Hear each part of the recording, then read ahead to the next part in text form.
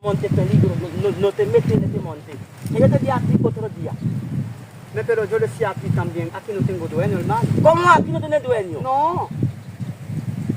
Mira, recuerdo que yo te di a ti, tú eres fresco. Oye, hermano, cuando tú hablas conmigo, habla al paso. Yo decía a usted la otra semana que pasó. Oye, yo lo voy a demostrar a ti quién ¡embuta! Mira, ¿quién soy yo? ¡Embuta! Mira, mira.